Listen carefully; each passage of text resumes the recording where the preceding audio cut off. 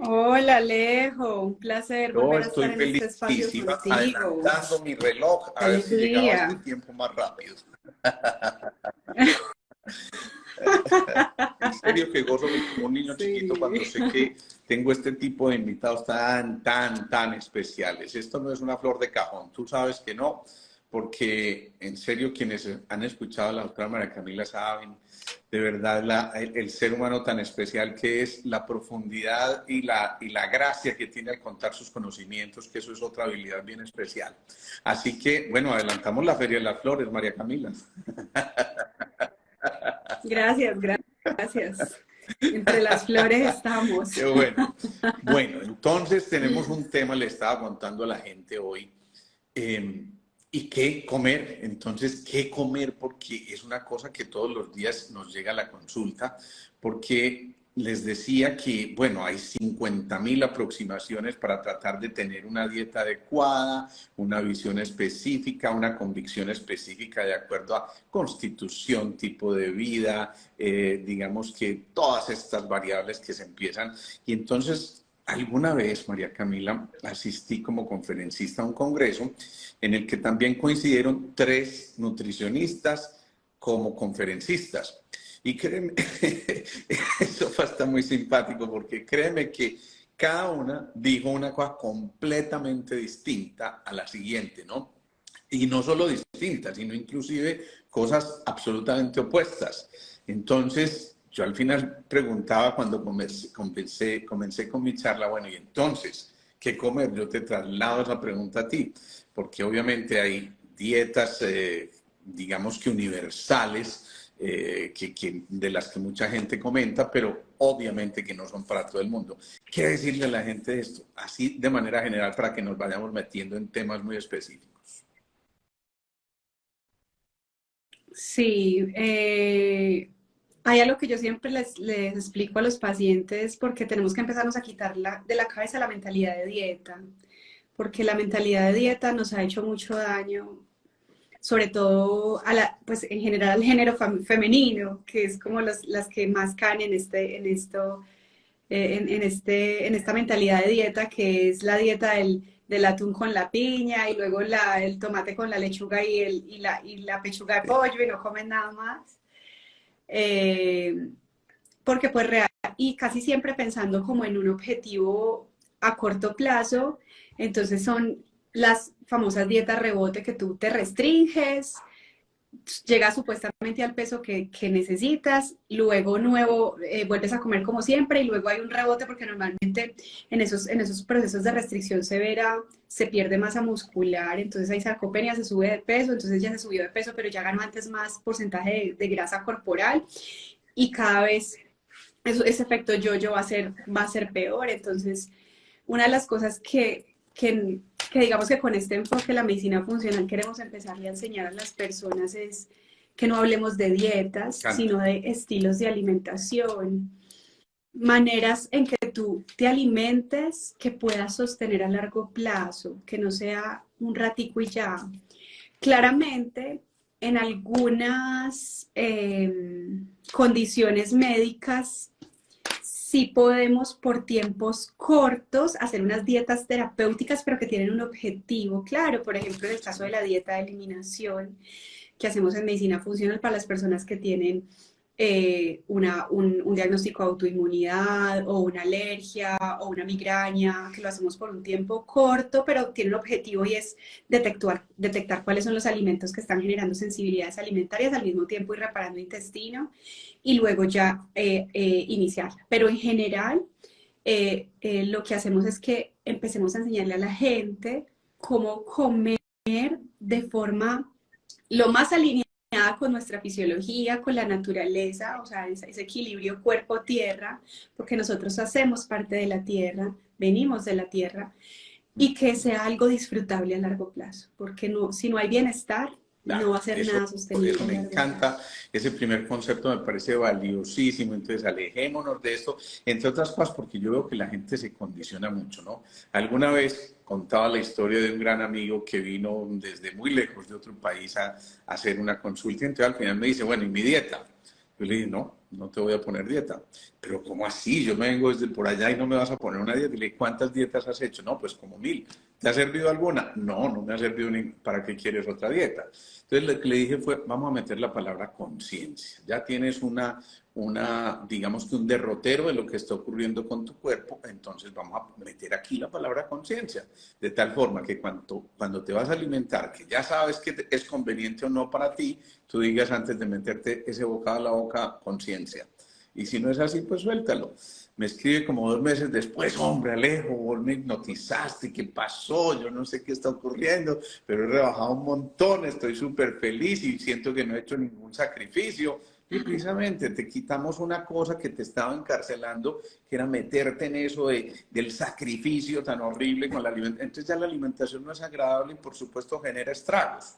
Yo creo que ese concepto me parece valiosísimo, valiosísimo, este primer concepto que nos has dado, Camila, porque yo creo que ahí está gran parte del secreto de que esto funcione. Bueno, hay cositas que yo te quiero transmitir porque te cuento que hice como una especie de encuesta entre mis pacientes. ¿Qué le preguntarías a alguien que vaya a decir, vamos a hablar de qué comer? Y obviamente muchos se dividen pues de acuerdo a patologías específicas. Pero antes que entrar a eso, yo quisiera hacer 2 o 3 preguntas muy generales, Camila. Primero, ¿existe una dieta universal? ¿Un tipo de alimentación universal? Y una vez cambiemos esa expresión.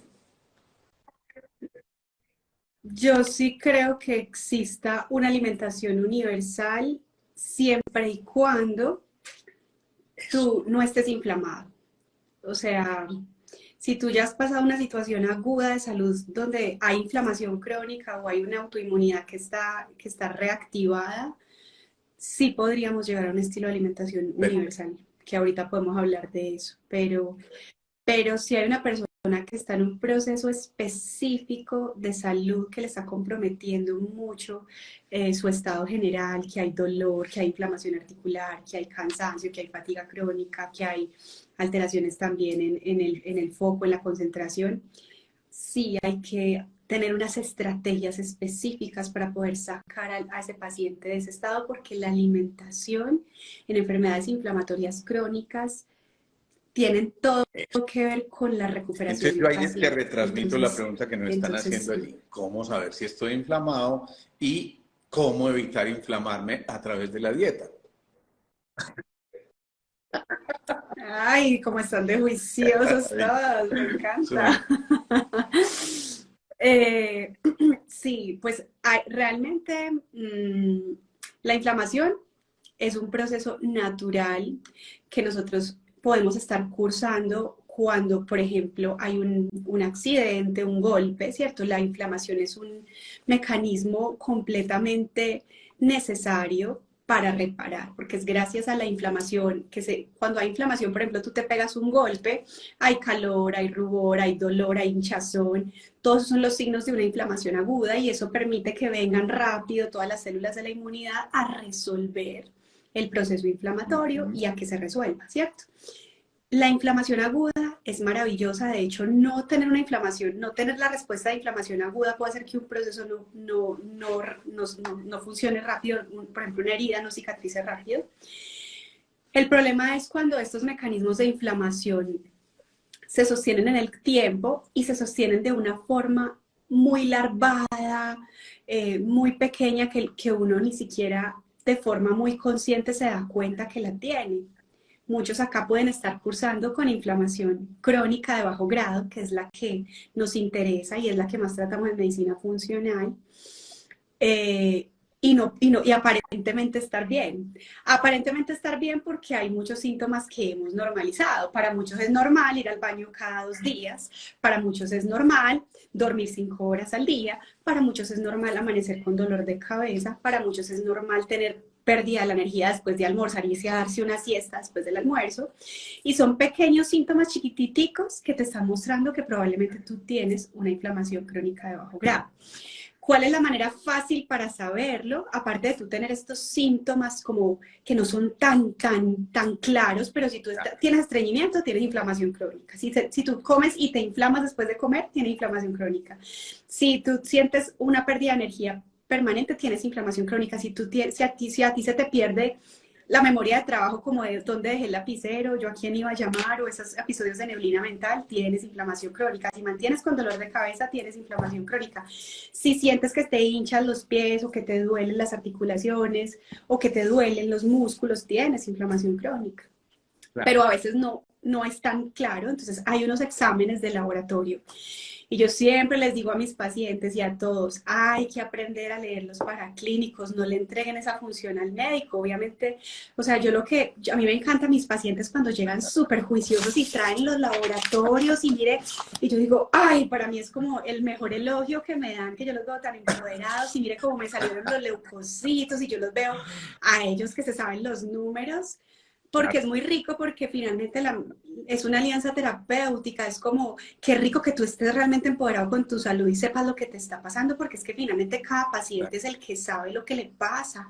Nadie va nadie va a saber mejor que nuestro paciente lo que le está pasando, y si sabes conocer sus paraclínicos, pues mejor. Entonces hay 2 paraclínicos que yo siempre les digo, ojalá se los pidan a sus médicos siempre, si lo pueden, inclusive en los médicos de sus seguros sociales, en los médicos que los ven en su seguro de salud, se los pueden pedir, y es un examen que se llama PCR, proteína C reactiva, y otro examen que se llama VSG, velocidad de sedimentación globular. Esos 2 exámenes pueden dar muchas claves sobre si estás inflamada, y si van a pedir PCR, que sea PCR ultrasensible, porque la PCR normalita no les sirve para inflamación crónica, les sirve para una inflamación grande, pero no. Y si esos 2 exámenes salen alterados, la PCR ultrasensible por encima de 0.5, la VSG por encima de 10 en mujeres, por encima de 20 en hombres, hay inflamación crónica. A ver, eso sí que es bien interesante, porque es que yo creo que la gran mayoría de nuestros pacientes, María Camila, están inflamados.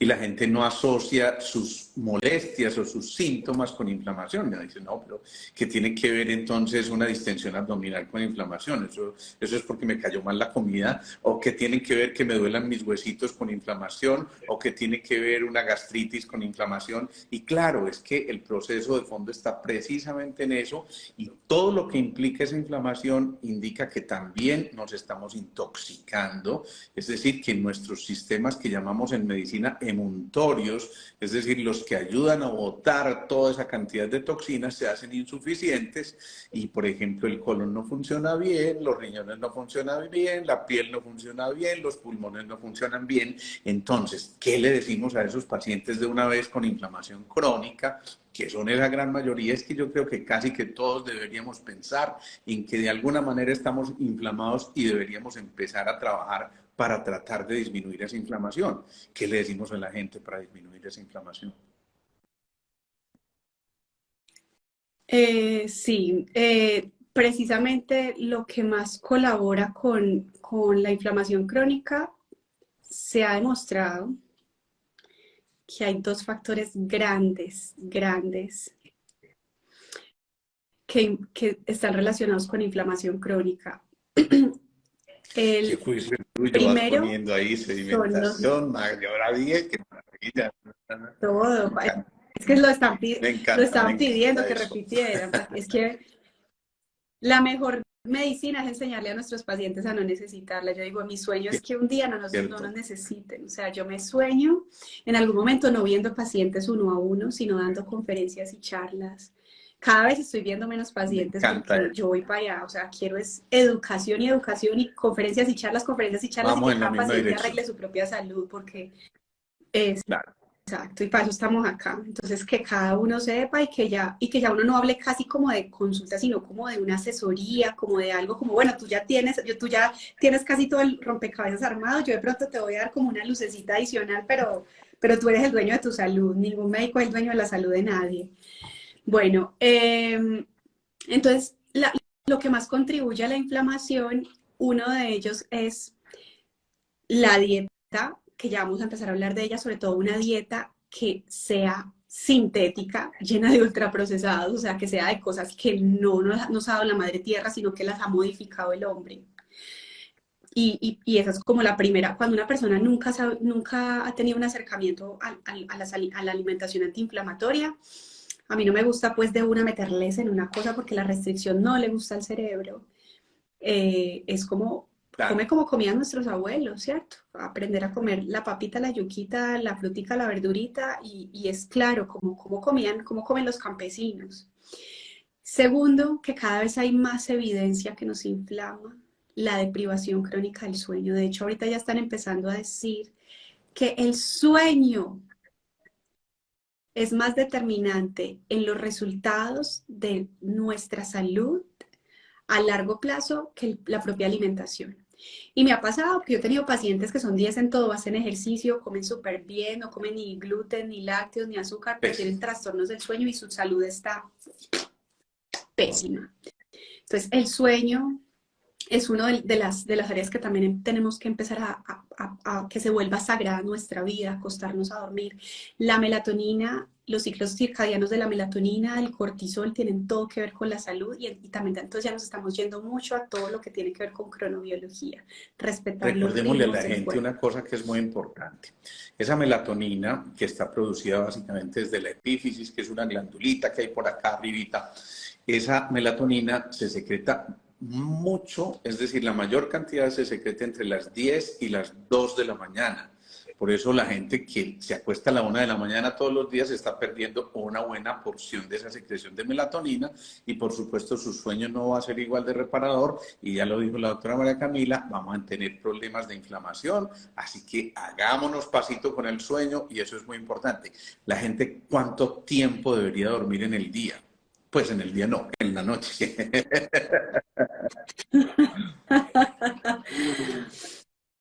Pues lo que he recomendado es que uno nunca debería dormir menos de 7 horas, o sea, deberíamos dormir entre 7 y 9 horas y nuestros niños deberían dormir entre 9 y 11 horas. Un niño, ahorita que, digamos, yo que tengo 3 niños acá, menos mal tengo a la niñera porque ella me los acuesta Sí. a dormir cuando tengo estos en vivos a esta hora porque yo los acuesto a dormir antes de las 8 de la noche y yo garantizo que mis hijos duerman mínimo 9 horas y media.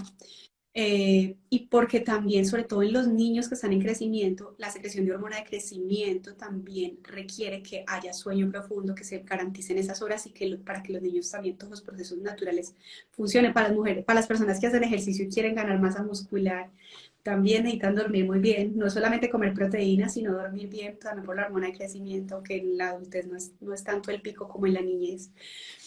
Pero 7 horas, pero los horarios, lo que tú decías, porque tú puedes acostarte a dormir a la 1 de la mañana y levantarte a las 10 de la mañana y decir, no dormí 9 horas, pero dormiste 9 horas en un ciclo no fisiológico.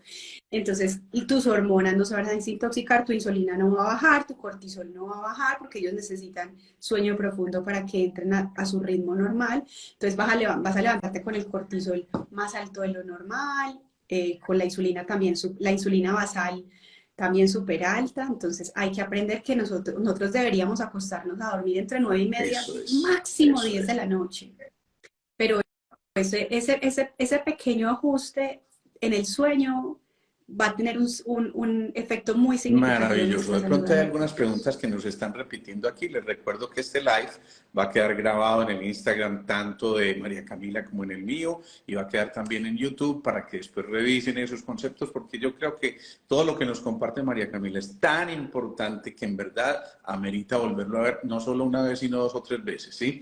Y esto tampoco es una flor de cajón. Hace poquito María Camila yo le contaba una charla sobre tiroides que me pareció fascinante.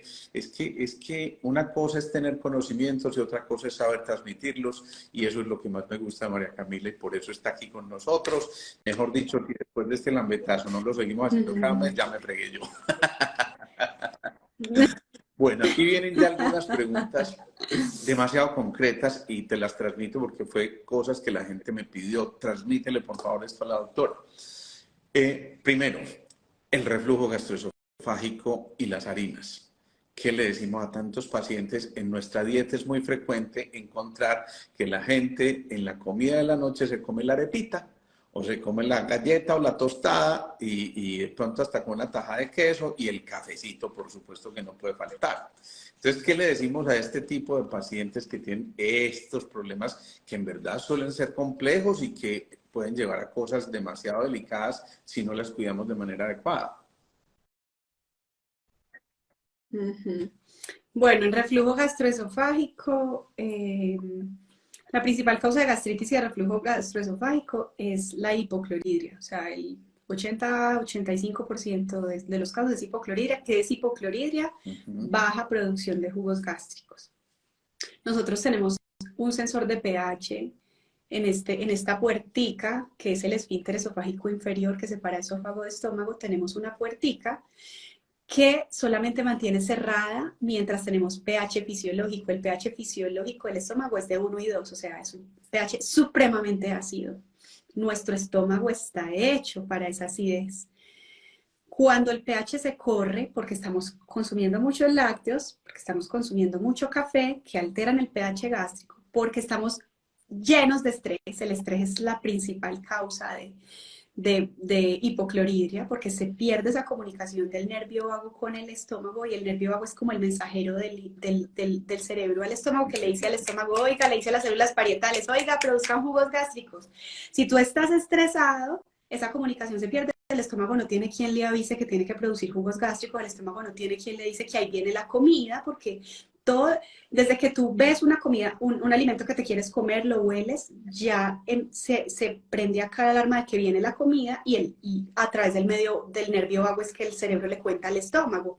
Pero si tú estás estresado, el nervio vago no es solo el nervio de la digestión, sino que es el nervio de la relajación. Por eso digestión y relajación son una sola palabra. Tú no puedes digerir si estás estresado.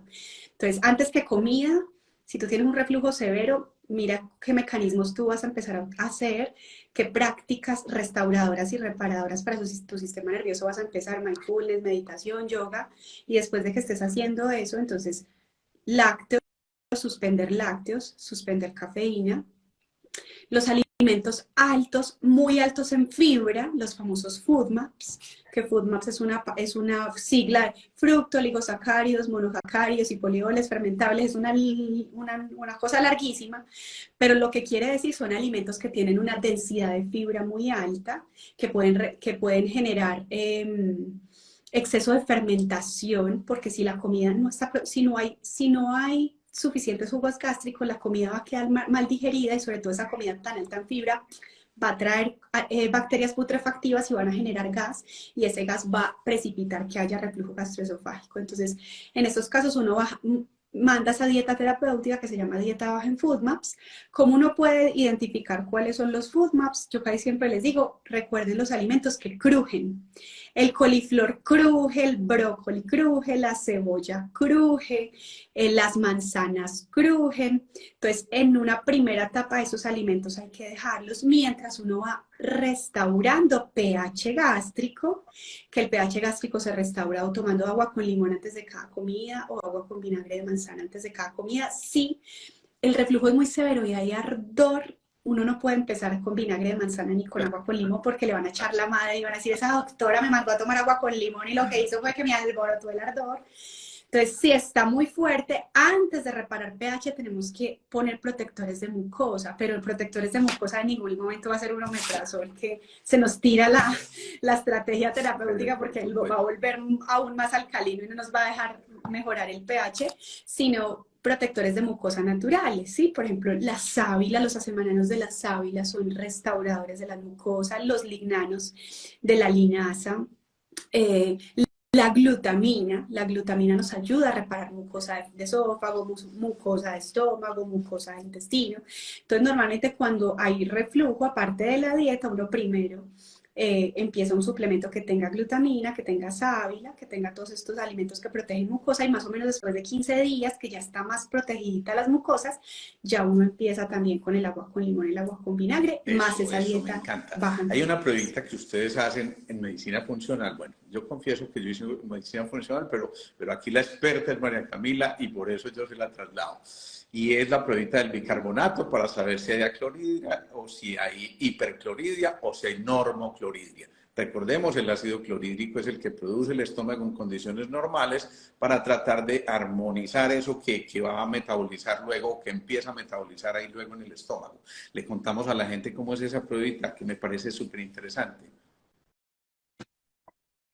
Sí, si uno quiere saber para no tenerse que ir a hacer una pHimetría y otro montón de cosas súper invasivas que mandan los gastroenterólogos. Si tú quieres saber realmente cómo está la producción de jugos gástricos, si tú realmente estás haciendo una hipocloridria, que es la baja producción de jugos gástricos, hay una prueba diagnóstica, ojo, no es terapéutica, porque hay gente que mantiene tomando agua con bicarbonato y eso no es terapéutico, antes te va a alterar el pH y es como tomar leche que quita un ardor. Ay, tiene gastritis, tome leche.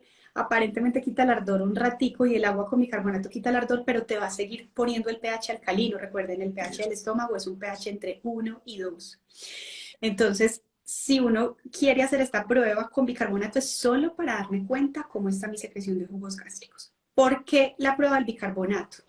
Cuando tú tomas bicarbonato, el bicarbonato cuando entra en contacto con el ácido clorhídrico, esa reacción bioquímica de bicarbonato más ácido clorhídrico genera dióxido de carbono, genera CO2. Y el CO2, ¿cómo sale? Sale en forma de un eructo. Tú botas el dióxido de carbono eructando. Entonces, esto se ha utilizado en medicina funcional mucho tiempo y eso ya le hicieron un estudio para saber cuántos minutos era acá y pues no hay necesidad de ir hasta allá, pero básicamente el tiempo que tú te demoras en eructar te está diciendo que esa reacción de bicarbonato, según la reacción que se demora el bicarbonato con el ácido clorhídrico, te está diciendo qué tanto ácido gástrico estás produciendo. Entonces, ¿cómo se hace? Para todos los que estén aquí en este en vivo y crean que tienen gastritis o que tengan reflujo, lo que van a hacer es que van a coger medio vasito de agua y a ese medio vasito de agua le van a poner un cuartico de cucharadita de bicarbonato. O sea, una cucharadita pequeñita, la puntica de la cuchara. Un cuartico de cucharadita en medio vaso de agua. Van a listar el cronómetro de su celular.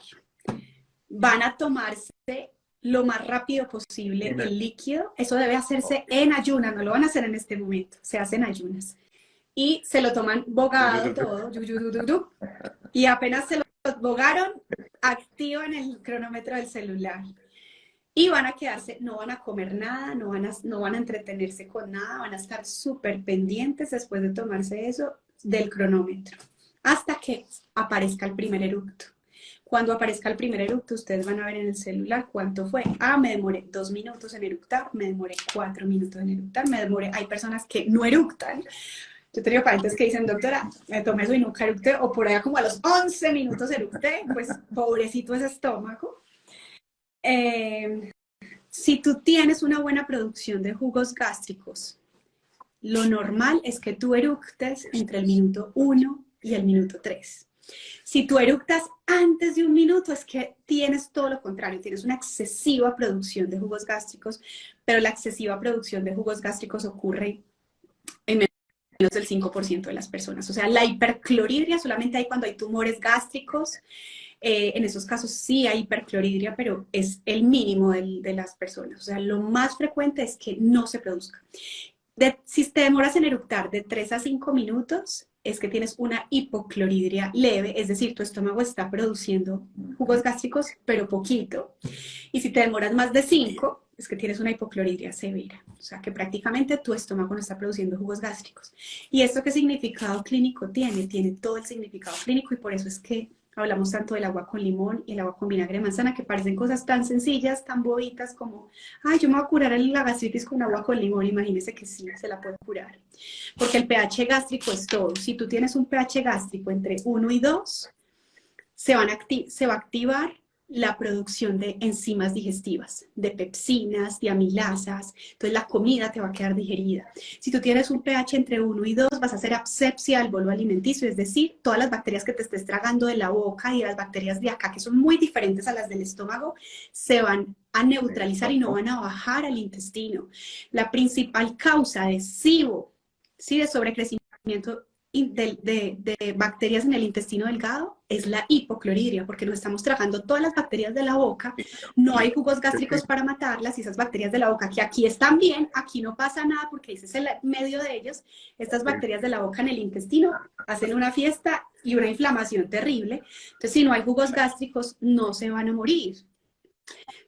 Tercero, gracias al pH entre 1 y 2 bien ácido, también se activa una sustancia en el estómago que se llama factor intrínseco, que es el que se une a la vitamina B12 para que se absorba en el intestino. Entonces, las personas que tienen gastritis crónica por hipocloridria, por baja producción de jugos gástricos, tienen un problema para absorber la vitamina B12. Y ahorita estamos viendo una epidemia terrible, o sea, prácticamente el 80% de los adultos mayores que yo hoy ya lo estoy viendo en jóvenes, tienen deficiencias severas de vitamina B12 con síntomas de neuropatías por una gastritis. No se está absorbiendo la vitamina B12, están comiendo toda la proteína animal y el cuerpo no la está absorbiendo, porque ya, o sea, ya no lo vemos solamente en vegetarianos. ¿Y qué más es importante? Este jugo gástrico, si tú tienes un buen bolo ácido, si ese pH y ese bolo alimenticio baja ácido al intestino delgado, para que se secreten enzimas pancreáticas y bilis, y se activa la colecistoquinina, ella se activa si el bolo viene ácido.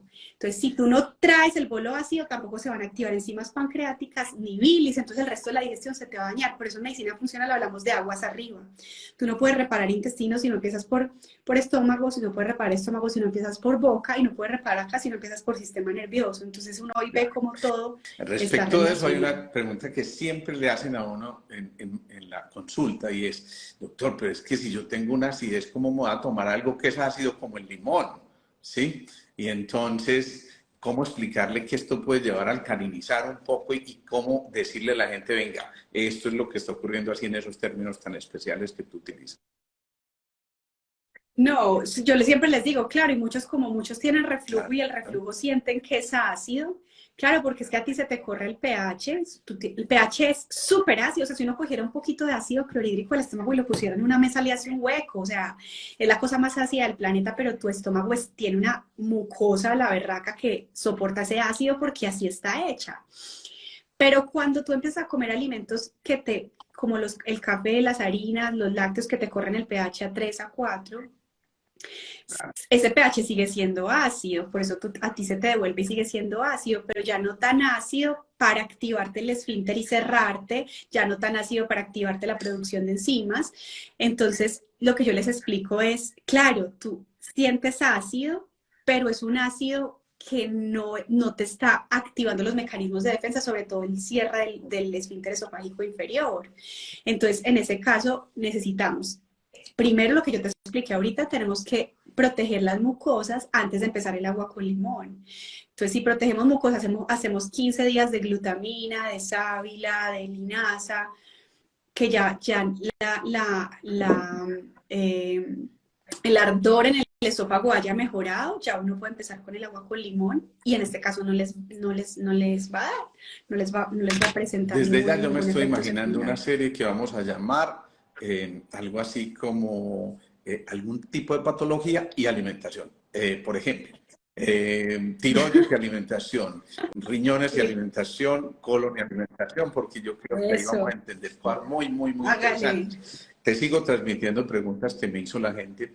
Por ejemplo, es muy frecuente encontrar que haya pacientes que hacen problemas de litiasis, cálculos a nivel del riñón, con mucha frecuencia y que siguen siendo recidivantes y entonces le sacan un calculito con todo lo que eso implique y a los 2 o 3 meses vuelve y empieza a producir cálculos y vuelve y empieza. ¿Qué le decimos a esos pacientes que tienen este problema a nivel renal?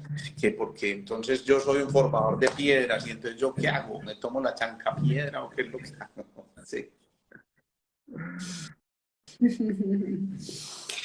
Sí, pues a ver, pues al igual que con los cálculos biliares pues hay que mandar a estudiar los cálculos porque pues, los cálculos renales pueden ser formados o por precipitaciones de ácido úrico o por oxalatos de calcio o por un colesterol ocurre más solamente en los de vía biliar. Pero primero la principal causa de cálculos en los riñones es la deshidratación crónica. Eso está más que descrito. Las personas no tienen el hábito de tomar agua. Es muy raro, o sea, es poquito los pacientes que yo veo en consulta que cumplen la cuota diaria de hidratación.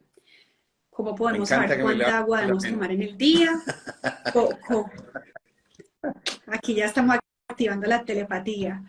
Para que ustedes sepan, cogen su peso y lo multiplican por 3. Entonces, por ejemplo, si tú pesas 60 kilos, 6 por 3, 18, debes consumir mínimo 1800 mililitros de agua al día. Y uno debe llevarse el tarro, o sea, andar con el frasco de agua para el trabajo, porque si uno no se lo, o uno si está, yo por ejemplo, si no me traigo, me pongo a ver pacientes acá online, y si no me traigo el vasito acá, se me va el día y se me olvida, o sea, a todos nos pasa, entonces yo me tengo que traer el agua, por ejemplo, ahorita no me traje el agua para hablar contigo, entonces no tengo en este momento agua para tomar porque se me olvidó. Pero es como siempre como anden para todo lado, carguen, por ejemplo, a la mayoría, a casi que todo el mundo le da un promedio de 2 litros, 2 litros y medio, hay de estos tarros libres de BPA de 2 litros, cárguenlos para todo lado para que sea fácil. Pero sí, es como su peso multiplicado por 30. Ojo, hay bebidas que deshidratan. Y esas bebidas que deshidratan te suben la cuota de agua diaria. Por ejemplo, el café deshidrata 2 vasos de agua. Entonces, si tú te tomas un café, debes tomarte 2 vasos de agua adicionales a esa cuota diaria. Si eran 2000 mililitros y te tomaste un café, entonces debes tomar los 8 vasos que son los 2000 mililitros más otros 2 vasos más. Lo mismo pasa con otras bebidas diuréticas como el té verde, que también deshidrata una taza, el té negro, si van a tomar cerveza, pues más.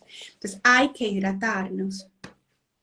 Segundo, hay unos alimentos que son muy altos en oxalatos de calcio, sobre todo las hojas verdes, que hay personas que dicen, no, yo no me volví a tomar los jugos verdes porque me tomaba sus jugos verdes y terminé con un cálculo en urgencias. Sobre todo en la espinaca, las acelgas, las hojas muy verdes pueden ser muy altas en oxalatos.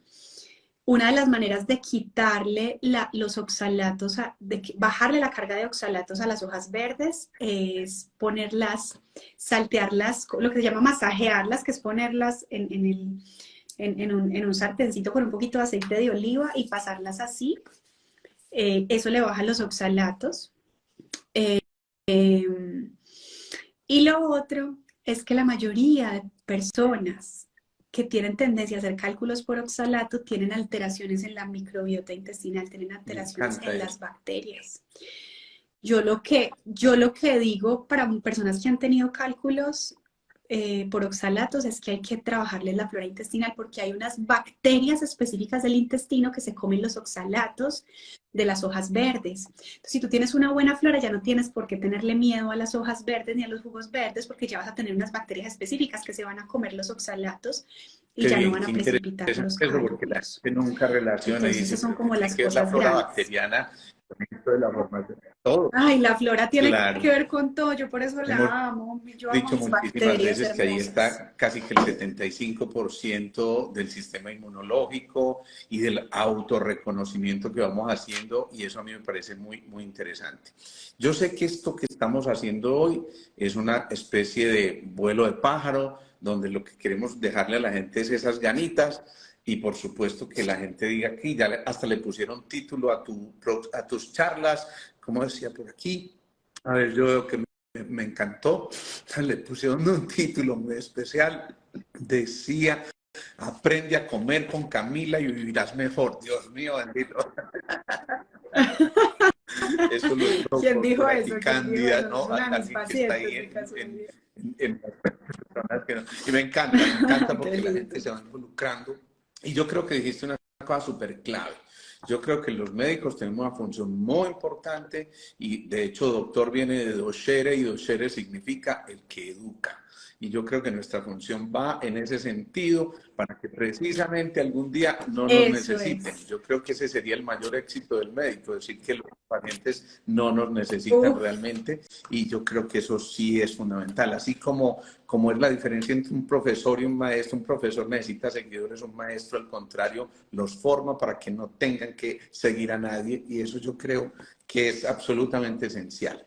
Entonces demos así vuelitos de pájaro. Dieta no. Tipo de alimentación, exactamente, estilo de y Alzheimer. alimentación. ¡Wow! Espectacular, me encanta esa. Tenemos una epidemia de Alzheimer terrible. Esa es la famosa diabetes tipo 3. O sea, si le pudiéramos poner otro nombre al Alzheimer sería diabetes tipo 3. Y realmente uno de los alimentos que más genera neuroinflamación, porque el Alzheimer es el resultado de una inflamación crónica en el tejido cerebral y en general la mayoría de enfermedades neurodegenerativas, ahí también está el Parkinson. Y una de las cosas que más inflama el cerebro es el azúcar. Yo recuerdo que se me viene siempre dos pacientes que fueron a consulta juntas, dos señoras como 80 años y parecían toda la y maruja porque eran súper chistosas, pero una decía una cosa y se le olvidaba y la otra decía la otra y se le olvidaba y ella decía, es que, y él decía, oíste, ya compraste el pan y yo les dije, pero es que el pan es lo primero que tienen que quitar, es que no, a mí no me quita el pan, pero y las dos venían a consulta y ya tenían unos principios de demencia. Y venían obviamente con una cuidadora menor, pero decían, ellas dos mantienen que se les olvida todo. Y mirábamos los hábitos, claro, comían pan al desayuno, pan al almuerzo, pan a la cena, o sea, el pan no se lo podían quitar. Y el gluten, que es la proteína del trigo, de la cebada, del centeno, genera mucha inflamación a nivel cerebral, sobre todo, a veces ya estamos viendo mucha autoinmunidad a nivel de cerebelo, pérdida del equilibrio, alteraciones en la postura. Y el azúcar genera muchísima inflamación, entonces si tú tienes neuroinflamación, lo primero que hay que hacer es que hay que suspender todo el azúcar y las harinas refinadas y hay que darle alimentos que son nutrientes para el cerebro, que bajan la inflamación del cerebro, ¿sí? Por ejemplo, las antocianinas de los frutos rojos son muy buenas.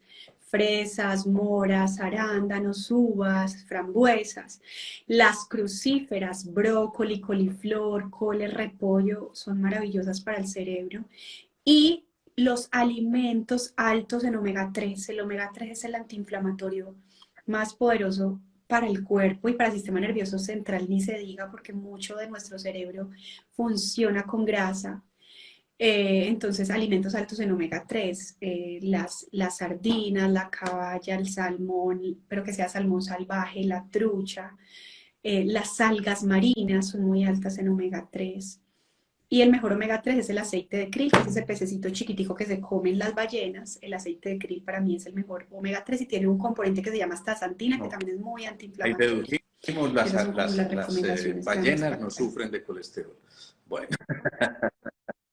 Ellas son las más qué bien, qué saludables. bien. Ahí Sí. definitivamente yo creo que vamos encontrando cosas muy significativas. Aquí alguien nos dice, entonces no debe comer mucha fruta por la fructosa, o María Camila decía, dulces refinados, que son básicamente los de las golosinas, bombones, chocolatinas, tortas dulces, galletas dulces, postres, lecheritas, bueno, etcétera, etcétera. Con las frutas hay un tema bien interesante, algo tocamos la vez pasada, pero me encantaría que profundizáramos un poco más en eso, porque entonces viene la discusión. Bueno, ya tenemos muy claro que no los debemos tomar en jugos, porque obviamente allí la tormenta de esos azúcares es demasiado, entonces tomarla tal como viene la fruta. ¿Cuántas porciones de fruta sería lo natural? Pues realmente eso está muy revaluado y ahorita también han hecho muchísimos estudios en nutrición funcional. De hecho, en estos días vamos a tener un en vivo con Pedro Carrera, que él es el duro de la nutrición funcional y va a estar dando una Qué rico, me certificación cuentas de en eso, por Medellín favor. sobre nutrición muy brutal. Yo con él he aprendido muchísimo de nutrición, o sea, para mí es una persona súper exponente en el tema de nutrición funcional. Y realmente es que una cosa es el índice glicémico de los alimentos y otra cosa es el índice insulinémico de los alimentos. Entonces, inclusive la sandía, que cuando nos enseñaron nutrición en la facultad, todo el mundo le tenía miedo a la sandía, no le den sandía a los diabéticos porque eso tiene el índice glicémico más alto. Resulta que el índice insulinémico de la sandía es re bajito, o sea, es como, termina siendo el índice insulinémico más alto de la leche, que es muy alto por encima de la sandía. Entonces, realmente, si tú consumes las frutas en su matriz alimentaria completa, o sea, la fruta entera, sin transformarla en una licuadora porque se le pierde la fibra y eso le dispara el pico insulínico, tú podrías comer las porciones de fruta que quieras y no va a alterar nada, ni tu parte metabólica, porque la mayoría de índice insulinémico de las frutas es muy bajito. ¿Cuál es la recomendación que yo doy? Por eso es que tenemos que Sí, empezarle a quitar esta fobia a las frutas, porque nos han metido esto y las frutas nos las da la madre tierra y son, además que es el alimento con más agua viva. Tú tomas un agua que viene en una botella, es agua muerta. Dentro de esa cuota de agua que uno debería tomar al día, más del 80% debería ser agua viva. ¿Dónde está el agua viva? Dentro de las frutas y algunas verduras que también son altas en agua, como el pepino, el apio, pero esa agua que viene cargada de minerales, de micronutrientes, de fitonutrientes que no están en ningún lado. Entonces, cuando tú comes fruta, no estás comiendo fructosa, estás comiendo una cantidad de minerales que están activando todo tu mecanismo celular, que están activando tus mitocondrias, antes están potenciando tu energía, de ninguna manera te van a generar alteraciones. Entonces, ese tema de que la fruta es el enemigo, no. Inclusive yo a los diabéticos les permito comer fruta, pero también como respetar los horarios. La fruta es muy, muy solar, entonces yo lo que les recomiendo es que si van a comer fruta en las horas de la mañana, como ya después de tipo 4 de la tarde, sobre todo si tú tienes un problema metabólico, una resistencia a la insulina, una prediabetes, una diabetes, en la noche sí no. En la noche evitar carbohidratos, evitar fruta, pero sí como no generarle excelente, miedo a este tipo de excelente. alimentos que ¿Y antes qué nos da decir de la mucho carne? miedo. Porque Ujú. obviamente entonces está la moda del veganismo, del vegetarianismo, y entonces volvemos a la misma disyuntiva. ¿Comemos carne o no comemos carne? Bueno, es que podemos hacer un debate filosófico porque aquí se Sí, meten sí, muchas variables, ¿cierto? Y que también uno a los pacientes se acerca con muchísimo respeto. O sea, es como, claro, uno puede saber que de forma fisiológica hay muchos nutrientes que solamente están en la proteína animal, y que es muy difícil, no imposible, en un vegetariano suplirlos. Y yo conozco unos vegetarianos y unos veganos que, por si tú quieres ser vegetariano y vegano, tienes que saber mucho de nutrición. O sea, tú no te puedes meter al vegetarianismo y al veganismo sin estudiar nutrición porque te vas a descompensar. Porque están los famosos harinarianos, ¿cierto? Que no como carne, pero como pan, el buñuelo vegetariano, el pan vegetariano, el arroz vegetariano y todo y la chocolatina vegetariana y las papitas y los choclitos vegetarianos, empiezan a comer es puros ultraprocesados y harinas y no comen carne, pero la dieta está claro. como wow, súper inflamatoria. Pero entonces eh, uno sí podría ser vegetariano. Hay unos nutrientes que yo siempre en mis cursos hay un taller que yo hago 2 veces al año que se llama Cocina que Sana, que les enseñamos a la gente a comer bien y a cocinar, porque hay que meternos a la cocina. Claro, En un restaurante no te van a seguirlo, a no ser de que tú seas súper amiga del dueño del restaurante y le digas, llevarle el aceite de oliva y cocíname con aceite de oliva, sírveme las 9 porciones de no, verduras ahí en la ensalada, pues muy duro. Entonces también si uno quiere empezar a transformar su alimentación hay que meterse a la cocina y comer saludable es muy fácil, es más fácil que hacerse cualquier curso refinado por allá de gastronomía avanzada, comer saludable es fácil. Pero bueno, si tú vas a ser vegano o vegetariano, tienes que saber cuáles son los nutrientes vitales que debes suplir con tu alimentación y en caso de que no los estés supliendo, que te suplementes. Entonces ahí tenemos, por ejemplo, el hierro. El hierro es un nutriente que puede alterarse en vegetarianismo. El otro nutriente, la vitamina B12, se puede alterar en vegetarianismo. El otro nutriente, los folatos, se pueden alterar en vegetarianismo. Otro nutriente, el zinc, y otro nutriente, la coenzima Q10, y el último, el omega 3, porque la mayoría de ellos están en alimentos de fuente animal.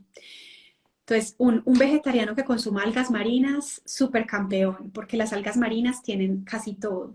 Tienen omega 3, tienen buena porción de proteína, tienen zinc, tienen vitamina B12. Entonces, digamos que las algas marinas en un vegetariano, para consumirlas todos los días. Un vegetariano que consuma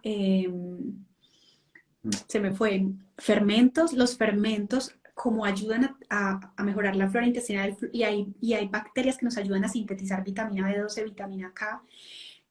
yo he tenido pacientes vegetarianos que nunca se han suplementado con vitamina B12, pero todos los días comen fermentados, comen chucrut, comen kavas, toman kombucha, toman kefir, kimchi, tepache, salsa tamari, todos los fermentados de todas las formas los consumen, el kimchi que es coreano, bueno, todos estos fermentados que en nuestros talleres de cocina les enseñamos a hacer fermentados. Deberíamos aprender a fermentar, Mauricio, un vegetariano sí que más debería saber fermentar. Y coenzima Q10 solamente están las vísceras, entonces un vegetariano no tiene manera de suplementarse coenzima Q10. Un vegetariano que no come vísceras, porque obviamente es vegetariano, pues debe tomarse un suplemento de coenzima Q10. Y el omega 3, si bien también pueden las algas marinas, lo pueden también suplementar. Aquí hay muchas informaciones que, insisto, son apenas un abrebocas. Esto yo creo que nos da muy a las claras una información que nos dice esto es necesario profundizarlo muchísimo.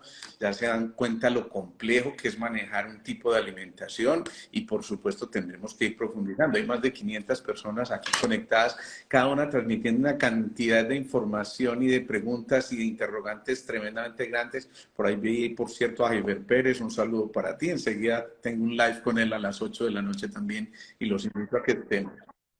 Ay, Hoy no, estoy en maratón, pero me la hago toda. Entonces, mira, yo quisiera, María Camila, que termináramos porque se nos va pasando el tiempo y no quiero abusar de tu bondad. Uno, que le cuentes a la gente dónde está la doctora, cuándo haces tus cursos, porque eso lo están preguntando aquí por todos los lados. Bueno, quienes quieran acceder al último curso que se llama Cocina que Sana, que lo abrimos 2 veces al año nomás. El último curso lo hicimos en el mes de noviembre del año pasado.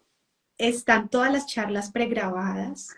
Si alguno quiere ya, hoy mismo, hoy mismo no, mañana, porque ya está muy tarde, mañana después de las 8 de la mañana, escribirnos. Pueden acceder y pagar el valor del curso y ver todas las charlas pregrabadas del curso que hicimos en noviembre. Si quieren asistir a un nuevo taller, a una nueva edición del taller Cocina que Sana, lo vamos a hacer hasta junio. En junio volvemos a hacer otro en vivo, que son normalmente 4 días intensivos, donde combinamos todos los tipos de estilos de alimentación. Tenemos una parte teórica donde todo lo que hemos hecho aquí chiquitico lo hacemos más amplio, hablando de cada tipo de enfermedad y qué tipo de alimentación le funciona. Y por último terminamos en una cocina, cocinando delicioso, enseñándoles a hacer fermentados, germinados, unas recetas básicas antiinflamatorias. Ese es uno. El reto de limpieza hepática, que es el curso estrella de Alma Medicina Funcional. Tenemos, desde ya están abiertas las inscripciones, son 10 días, es un reto completamente virtual, donde hacemos una limpieza hepática desde cero, les enseñamos a comer, a botar todas las piedras y todas las toxinas que están guardadas en el hígado. Ya tenemos abiertas las inscripciones. El reto de limpieza hepática será la segunda semana de mayo. Y ahorita en abril, que ya la otra semana sale la promoción, vamos a tener un taller que se llama Libérate de la Inflamación, es la segunda edición, se llama Libérate de la Inflamación, que combina todas las estrategias les enseñamos a leer laboratorios, cómo es la parte de alimentación en enfermedades inflamatorias y autoinmunes, también mucho de fatiga crónica entra ahí, fibromialgia, y la suplementación, también enseñamos cómo suplementar en esos casos de inflamación crónica. Me quiero suscribir a todos esos. Ustedes ven que ahí arribita aparece también el enlace de la doctora. Listo, pero todos los que tengan inquietud, mañana pueden escribir después de las 8 de la mañana. Hasta ahora nadie va a responder, pero para que sepan, para que se antojen y para que estén pendientes que la otra semana abrimos el curso de Mauricio. Ya, en este momento tenemos 2 inscripciones abiertas. La del taller de inflamación crónica, que se llama Libérate de la Inflamación, y el reto de limpieza hepática, que siempre lo abrimos un mes antes porque es el más cotizado, que empieza en mayo. El de inflamación es en abril. Perfecto. Todo es virtual. Aquí tenemos acceso para todas las personas en todas partes del mundo. Además nos están siguiendo hoy de todas partes del mundo y de verdad que es muy especial. Bueno, no nos quedó tiempo para las otras dos preguntas que yo tenía, porque una era sobre la dieta keto y otra sobre la dieta mediterránea, pero como esto va a seguir, ¿qué te parece, María Camila, si lo seguimos haciendo, por ejemplo, los últimos jueves de cada mes? ¿Te suena? Para que le demos como una continuidad. Yo sé que es cogerte a quemar ropa y al aire, eso es una grosería, pero Sí, pero sí tenemos que hablar, pero para hacerlo más tempranito, porque no, digamos que hasta ahora me queda un poquito difícil por los niños, entonces podríamos nos hacerlo, pondremos de pero acuerdo y te organizamos una hora iré más contando. Bueno, tempranito. yo hoy, mejor dicho, no tengo sino agradecimientos por tu generosidad, por la gracia de verdad que tienes para compartir tus conocimientos, eso me parece fantástico. Y porque yo sé que mucha gente aquí queda con muchísimas inquietudes, que la próxima vez voy a asumir esa misma estrategia cuando vayamos a anunciar el próximo live. Vamos a decir, definitivamente compartan sus inquietudes para yo seguir transmitiendo información acá, pero yo voy a proponer que empecemos a hablar de cada una de las patologías específicas, bueno, no específicas, pero bueno, las más comunes por lo menos, y esto de ese nuevo concepto de la alimentación que me parecería fundamental, ¿sí? Ay, qué rico, te dejamos descansar. Muchas, muchas, muchas gracias. Un saludo muy especial a todos los que estuvieron aquí y ya saben pues que nos seguiremos viendo. Gracias a ti, un abrazo Chao, para chao. todos y Nos buen día. vemos por lo menos conmigo ahorita a las Chao, 8 y chao. con Jaiber. Un abrazo gigante. Chao, chao.